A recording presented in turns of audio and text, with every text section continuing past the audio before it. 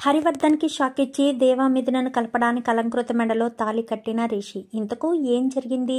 అసలు హరివర్ధన్కి షాక్ ఇవ్వడం ఏంటి? అంటే దేవా మిథున భార్యాభర్తలన్న విషయం రిషికి తెలుసుకున్నాడా? అలంకృత మెడలో తాళి కట్టడం ఏంటి? అంటే అలంకృతకు ముందే రిషి చెప్పాడా?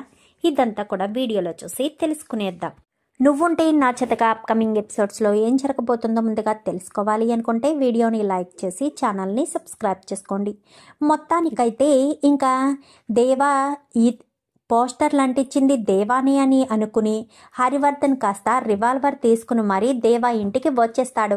దేవాని ఒక్క మాట అయినా అస్సలు ఊరుకొని సత్యమూర్తి కాస్త నా కొడుకు రౌడీనే, కానీ ఒక ఆడపిల్ల జీవితం నలుగురిలో నవ్వుల పాలు చేయాలని అనుకోవడు.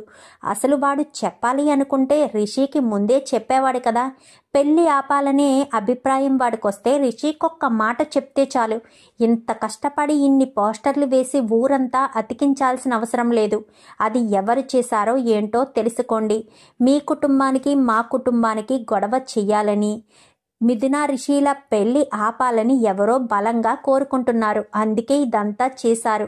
నా కొడుకు ఎప్పటికీ చెయ్యడు అని చెప్పనేసరికి ఎవరు చేస్తారు? ఎవరికంత అవసరం ఉంది? ఈ హరివర్ధన్ని ఎదిరించి ఎవరు చేయాలనుకుంటారు అని చెప్పాను. కానీ అదంతా మాకు తెలీదు జడ్జి గారు. నా కొడుకైతే అలాంటి చెత్త పని చిల్లర పని ఎప్పటికీ చేయడు. మీ అమ్మాయి మెడలో బలవంతంగా తాళి కట్టాడు కదా అని మీరు అనుకోవచ్చు. అక్కడ ఏదో గొడవ జరిగింది.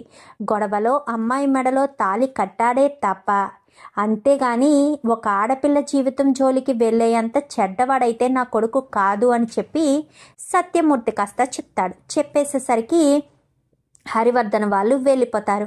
దేవా అయితే ఆలోచిస్తాడు, ఎవరు దేవా, ఎవరు చేసుంటారు ఇదంతా అని చెప్పాను. కానీ అదే నాన్న నాకు అర్థం కావట్లేదు అని చెప్పి ఇంకా వీళ్ళు షెడ్ దగ్గరికి వెళ్ళి షెడ్ వాళ్ళని కొట్టి మరీ అడిగేసరికి, అన్నా ఎలా చేస్తామన్నా, అసలు ఒక ఆడపిల్ల జీవితం నలుగురిలో నవ్వుల పాలు చేస్తామని ఎలా అనుకున్నావు అంటూ వాళ్ళు కూడా సమాధానం చెప్తారు. నాకు తెలిసి నీకు ఎవరో తెలియని శత్రువు ఉన్నారన్నా, నీ వెనకాల ఎవరో శత్రువు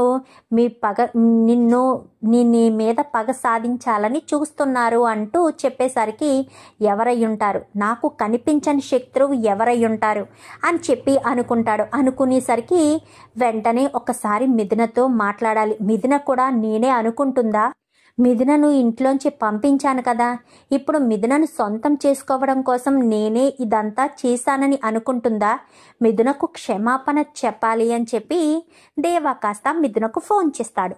ఫోన్ చేసేసరికి ఎప్పుడు అలా ఆలోచిస్తూ ఉన్న మిథునకు ఒక్కసారిగా మొగుడ్స్ అని ఫోన్ రావడంతో ఒక్కసారిగా అలా చూసి ఆగిపోతుంది.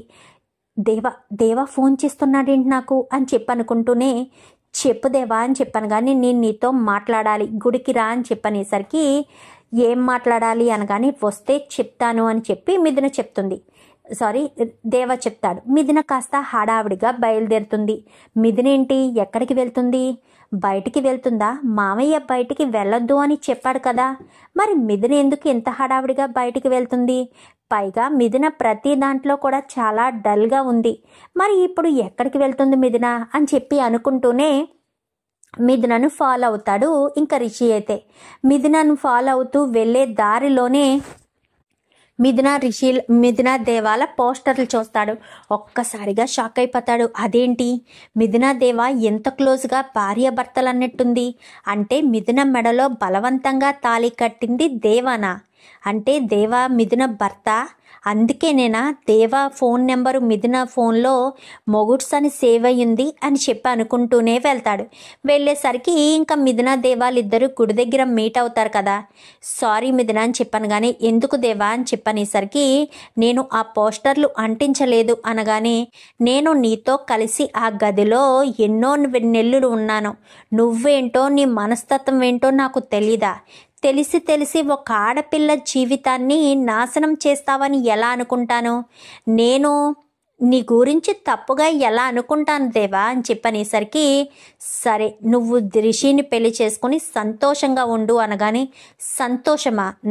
నా విషయంలో నా జీవితంలో నేను ఎక్కడుంటే ఎవరితో ఉంటే సంతోషంగా ఉంటానో నీకు బాగా తెలుసు అంటూ మిథున కాస్త వెనక్కి తిరిగేసరికి రిషి కాస్త వెనకాల నిలబడి ఉంటాడు. నిలబడేసరికి ఒక్కసారిగా షాక్ అయిపోతారు. ఏంటి, నన్ను చూసి షాక్ అవుతున్నారా? ఏంటి, మీ ఇద్దరే భార్యాభర్తలన్న విషయం నాకు తెలిసిపోయిందని కంగారు పడిపోతున్నారా? మీరిద్దరూ భార్యాభర్తలన్న విషయం నాకు తెలిసే రిషి అని చెప్పాను. కానీ అవును, నాకు అనుమానం కలిగింది. మిథున మెడలో తాళి కట్టింది ఎవరు అని 1కి 10 సార్లు అడిగినా ఆ ఐడియల్ పర్సన్ ఎవరో నాకు చెప్పలేదు. ఎప్పుడైతే నన్ను బయటికి వెళ్ళొద్దు అన్నారో బయట ఏదో జరుగుతుంది అని అర్థమైంది. ఎప్పుడైతే నువ్వు బయటికి వెళ్తున్నప్పుడు నీ వెనకాల ఫాలో అవుతూ వచ్చానో అప్పుడే నాకు క్లియర్గా తెలిసింది. అంటే దేవాయే మిథున మెడలో బలవంతంగా తాళి కట్టినవాడు అనుకున్నాను. అలా అనుకున్న వాడిని నీ వెనకాల ఫాలో వచ్చి ఇక్కడ దేవాని కొడదామనే వచ్చాను. కానీ మీ ఇద్దరి మాటల మధ్య నాకు ప్రేమే కనిపించింది. మీరిద్దరూ ఒకరినొకరు ఇష్టపడుతున్నారని అనిపించింది అనగానే అలాంటిదేమీ లేదురా రిషి అని చెప్పాను. కానీ ఎవరిని మోసం చేస్తున్నావురా? నేను నీ స్నేహితుణ్ణి, నిన్ను ప్రాణం కంటే ఎక్కువగా నమ్ముతున్న స్నేహితుణ్ణి. అలాంటిది నీ మాటల్లో నాకు తెలియదా? మిథునను నువ్వు ప్రేమిస్తున్నావో ప్రేమించట్లేదో నేను తెలుసుకోలేనంత పిచ్చివాడిని అనుకుంటున్నావా అని చెప్పనేసరికి అది కాదు రిషి అని చెప్పాను. కానీ వద్దు మిథున, దైవ సన్నిధిలో ఉన్నారు, అబద్ధం చెప్పకండి. మీకు ఒకరంటే ఒకరికి ఇష్టమే కదా అని చెప్పాను. కానీ ఇప్పుడు అవన్నీ ఎందుకు అని చెప్పాను. కానీ ఏంట్రా, అబద్ధం ఆడాలని ట్రై చేస్తున్నావా? నా దగ్గర నిజం చెప్పకూడదని ట్రై చేస్తున్నావా అని మాటల మధ్యలో అలా నడుచుకుంటూ దేవా దగ్గరికి వచ్చి దేవా చేతిని కాస్త తన తల మీద వేసుకుని ఇప్పుడు చెప్పరా, మిథునంటే నీకు ఇష్టం లేదు, మిథునను నువ్వు ప్రేమించలేదు అని చెప్పనేసరికి అప్పటి వరకు తన మనసులోనే దాచుకున్న మిథున మీద ప్రేమను అప్పుడు బయట పెడతాడు. ఇంకా దేవ అయితే బయట పెట్టేసేసరికి మరి ఎంత ప్రేమ ఉంచుకుని ఎంత ప్రేమగా ప్రేమించి మరి నువ్వు మిథునను ఎలా వదులుకోవాలనుకున్నావురా? మిథున లేకుండా నువ్వు ఉండగలవా? మిథున మరొకరికి భార్య అయితే నువ్వు తట్టుకోగలవా? అయినా నువ్వు నా ప్రాణ స్నేహితుడురా, నా ప్రాణ స్నేహితుడు భార్యను నేను ఎలా పెళ్లి చేసుకుంటాననుకున్నావు? అసలు నీకు సెన్స్ ఉందా? నీకు నిజం తెలిసిన తర్వాత నాకు చెప్పాలి కదా. మిథున నా భార్య అన్న విషయం నువ్వు చెప్తే నేను ఈ ప్రాసెస్ ఇంతవరకు తీసుకొచ్చేవాడిని కాదు కదా. పెళ్ళికి ముందే ఈ విషయం తెలిసింది కాబట్టి సరిపోయింది. పెళ్ళి అయిన తర్వాత తెలుసుంటే ఎంత పెద్ద ప్రమాదం జరుగుండేది, ఎంత పాపం జరుగుండేది. ఇది హత్య కంటే మహాపాపంగా ఘోరమైన పాపంగా ఉండేది కదరా. స్నేహితుడు భార్యని ఒక చెల్లెల్లా భావించాల్సిన నేను పెళ్లి చేసుకుని భార్యని చేసుకుంటే మన స్నేహానికి ద్రోహం చేసిన వాణ్ణి అవుతాను కదరా అంటూ ఎంతగానో బాధపడేసరికి అయినా మా ఇద్దరిది కలవదురా, మా ఇద్దరు మనసులు కలిసినా మా ఇద్దరు జీవితాలు కలవవు అని చెప్పాను. కానీ ఎందుకు కలవవు, కలిసేటట్టు నేను చేస్తాను అని చెప్పి వెంటనే అలంకృతకి ఫోన్ చేస్తాడు. ఫోన్ చేసేసరికి సరే బావా అని చెప్పి అలంకృత కాస్త ఎవరికీ చెప్పకుండా గుడి దగ్గరికి వస్తుంది. అక్కడ దేవా మిథునను చూసి ఒక్కసారిగా షాక్ అవుతుంది. అంటే రిషి బావకు దేవా మిథున భార్యాభర్తలన్న విషయం తెలిసిపోయిందా ఏంటి అని అనుకుంటూనే బావా రమ్మన్నావు అని చెప్పనేసరికి వాళ్ళిద్దరూ భార్యాభర్తలన్న విషయం నీకు ముందే తెలుసు కదా అలంకృత అని చెప్పాను. కానీ అది బావా అని చెప్పనేసరికి నేను నిన్ను తప్పు పట్టడం లేదు. మీరు మామయ్య పరువు కోసం మామయ్య గురించి ఆలోచించే ఇదంతా చేశారని నాకు అర్థమవుతుంది. కానీ ఒకటి మాత్రం చెప్పగలను, నేను మిథునను పెళ్లి చేసుకోలేను. ఇప్పుడు ఆ మాట చెప్తే మామయ్య మిథునకు మరొక వ్యక్తినిచ్చి పెళ్లి చేస్తారు, లేదంటే నన్ను ఏదో రకంగా ఎమోషనల్ బ్లాక్మెయిల్ చేసైనా సరే మిథున మెడలో తాళి కట్టిస్తారు. అందుకే నేను ఒక నిర్ణయం తీసుకున్నాను. నేను చెప్పినట్టు చేస్తే మిథున దేవాల మధ్య ప్రేమ పెరగడమే కాదు, వాళ్ళిద్దరినీ ఒకటి చేయడానికి అవకాశం ఉంటుంది అని చెప్పనేసరికి ఏంటి బావా అది అని చెప్పాను. కానీ నేను నిన్ను పెళ్లి చేసుకుంటాను, నీకు నన్ను పెళ్లి చేసుకోవడం ఇష్టమేనా అలంకృత అని చెప్పనేసరికి ఏం మాట్లాడుతున్నావు రిషి అని చెప్పాను. కానీ దీనికి మరొక పరిష్కారం లేదు. నీకు మిథున అంటే ఎంత ఇష్టమో నాకు తెలుసు అలంకృత.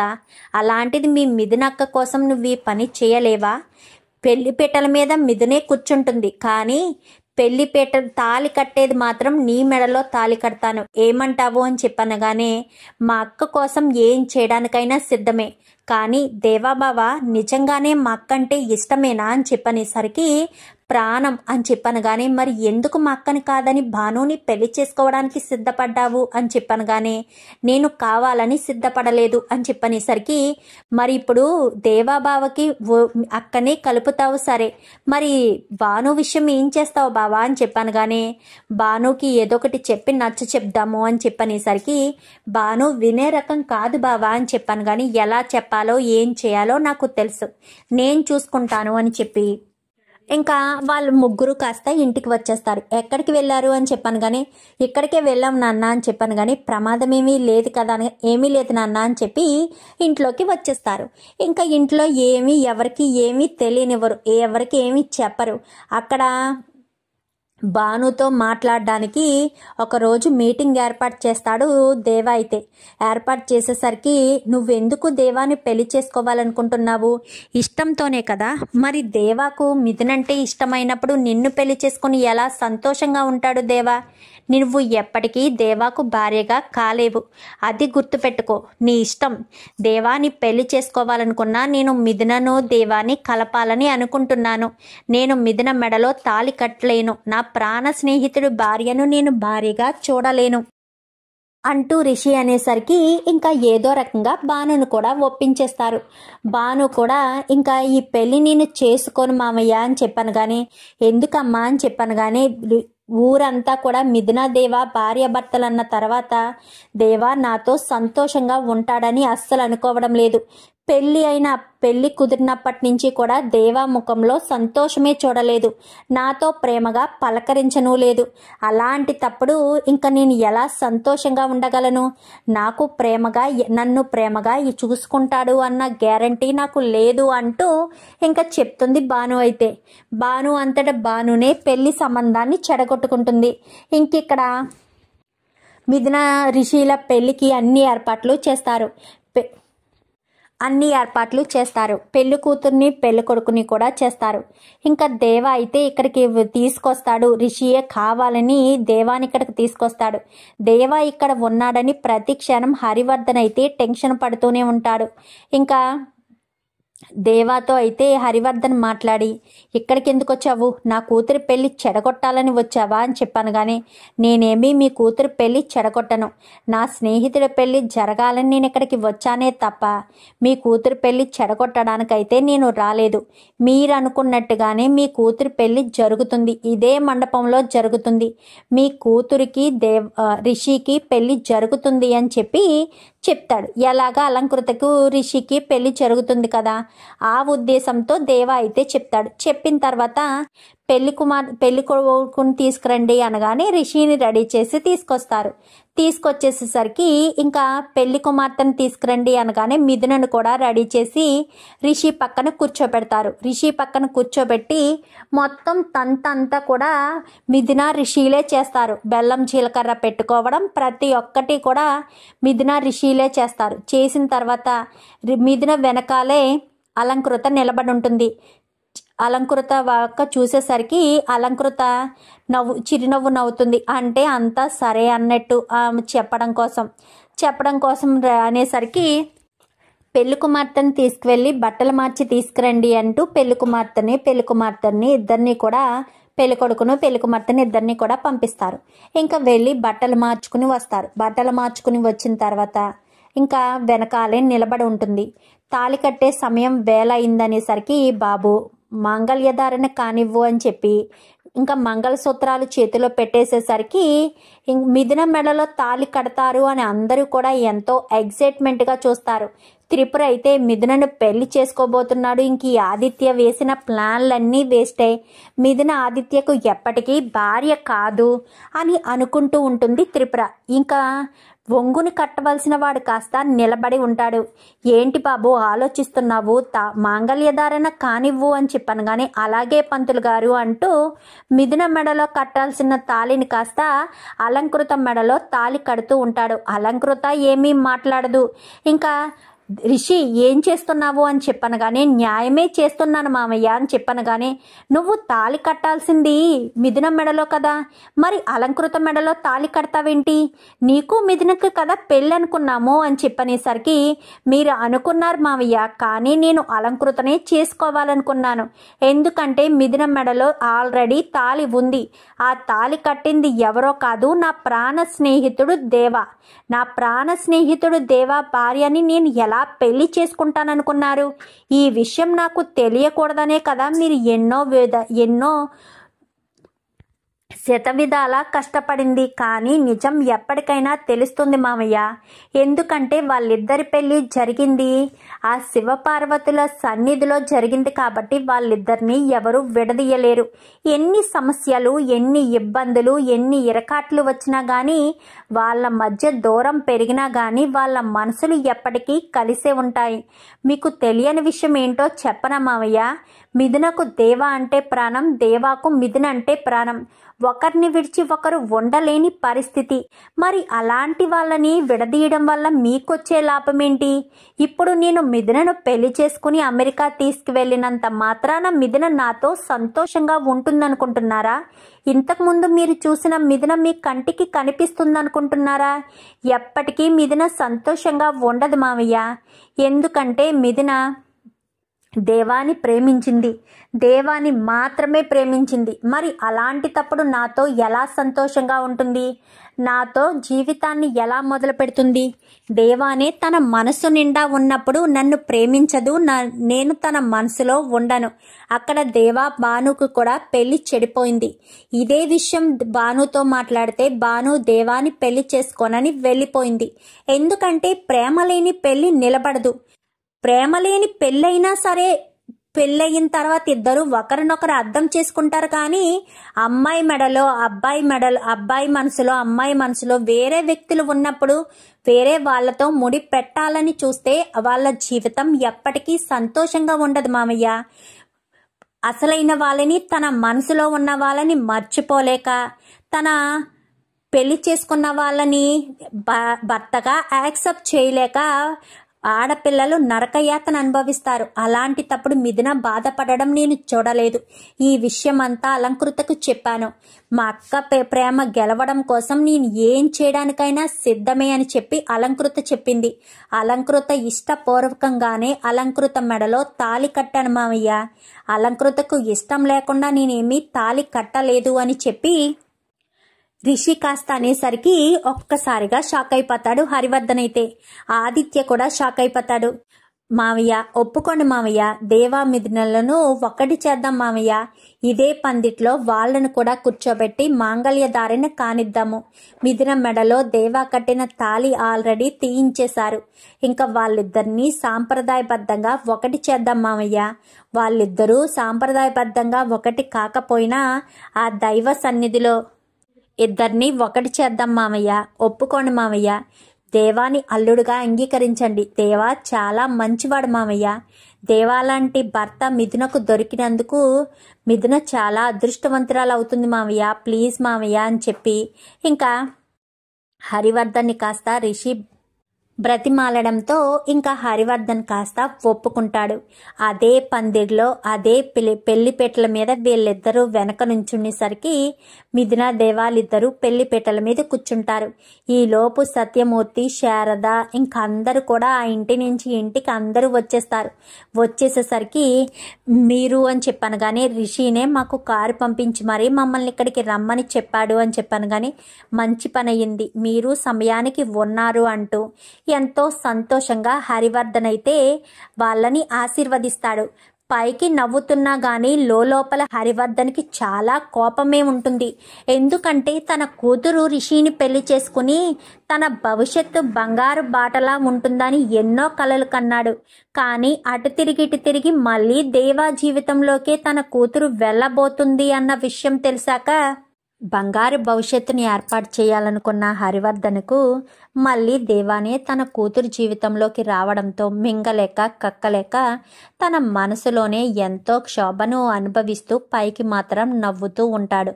ఇంకా ఆదిత్య అయితే మళ్ళీ మిథున దేవాలు ఒకటైపోతున్నారు. ఇంకా ఈసారి వీళ్ళని విడదీయడం నా వల్ల కాదు, మిథున మీద ఆశలు వదిలేసుకోవడం తప్ప నాకు వేరే ఆప్షన్ లేదు అని చెప్పి ఇంకా ఆదిత్య కాస్త అనుకుని అక్కడి నుంచి వెళ్ళిపోతాడు. త్రిపుర కూడా ఆస్తి వాడే తీసుకునేటట్టు ఉన్నాడు అని చెప్పి త్రిపుర కూడా అనుకుంటుంది. ఇంకా అంతా కూడా చాలా సంతోషపడతారు. మొత్తానికి మిథున దేవాలను వేరు చేయాలని ఎన్ని రకాలుగా హరివర్ధన్ గారు ప్రయత్నించినా మిథున దేవాలు ఇద్దరు ఒకటయ్యారు కదండి అంటూ ప్రమోదిని అనేసరికి, అవును ప్రమోదిని, మిథున దూరం అయిన తర్వాత చిన్నోడు ఎంతో బాధను అనుభవించాడు. వాడు ఏమైపోతాడో, భానుని పెళ్లి చేసుకున్నా వాడు సంతోషంగా ఉండలేడు అని అర్థమైంది. కానీ ఇప్పుడు అంతా చూస్తే అంతా బాగానే ఉంది. మిథున దేవాలు ఒకటైపోయారు. చాలా సంతోషంగా ఉంది. మళ్ళీ చిన్నోడు ముఖంలో సంతోషం కనబడింది. లేదంటే వాడు ఎంతో బాధని, ఎంతో క్షోభని అనుభవించాడు. మిథున దూరం అయిపోతే వాడు ఏమైపోతాడో అనుకున్నాను. భగవంతుడు అనేవాడు ఉంటాడత్తయ్య. మీరు నేను ఎన్ని రకాలుగా మిథున దేవాలను విడదీయడానికి ప్రయత్నించామో, ఇంకా ఏ రకంగా ప్రయత్నించినా కానీ మిథున దేవాలే చివరికి ఒకటయ్యారు అని చెప్పాను. కానీ ఏం మాట్లాడుతున్నావు ప్రమోదిని అని చెప్పాను. కానీ నాకంతా తెలుసత్తయ్య. ఆ రోజు మిథున ఎంగేజ్మెంట్ దాకా వచ్చి ఎంగేజ్మెంట్ ఆపకుండా ఎందుకు వెళ్ళిపోయిందా అని నేను తర్వాత మిథునని అడిగితే మిథున ముందు నాకు చెప్పలేదు. అత్తయ్య తన మీద ఒట్టు వేసుకున్నారక్క. ఏం చేయమంటావు? అత్తయ్య మాట కాదని నేను ముందుకి అడుగు వెయ్యలేక ఎంతో బాధపడుతూ అక్కడి నుంచి ఇంటికి వెళ్ళిపోయాను. లేదంటే ఆ రోజే ఎంగేజ్మెంట్ ఆపేదాన్ని. అత్తయ్య నేను ప్రాణాలు తీసుకుంటాను, నువ్వు ముందుకు అడిగేసి ఎంగేజ్మెంట్ ఆపితే అని అన్నారు. అందుకే అక్క అలా చేయాల్సిన పరిస్థితి వచ్చింది అనేసరికి ఇంకా శారద కాస్త, నాకు అర్థమైంది అత్తయ్య, మీ కొడుకు బాగుండాలి అని మీరెలా కోరుకున్నారో మిథున తన భర్తతో కలిసి ఉండాలని తను కూడా కోరుకుంది కదా. కానీ అంటూ మాట్లాడేసరికి ఇంకా ఎంతో సంతోషంగానే మిథున దేవాలను అందరూ కూడా ఆశీర్వదిస్తారు. శారద అయితే మొత్తానికి మిథున అనుకున్నది సాధించింది. రిషి తన మెడలో తాళి కడతాడు అనుకుంది. కానీ చివరికి దేవానే తాళి కట్టేటట్టుగా పార్వతీ పరమేశ్వర్లు చేశారు. మిథున సంకల్పం గొప్పదే, కానీ అలంకృతకు ఈ రకంగా పెళ్లి జరిగిపోతుందని అనుకోలేదు.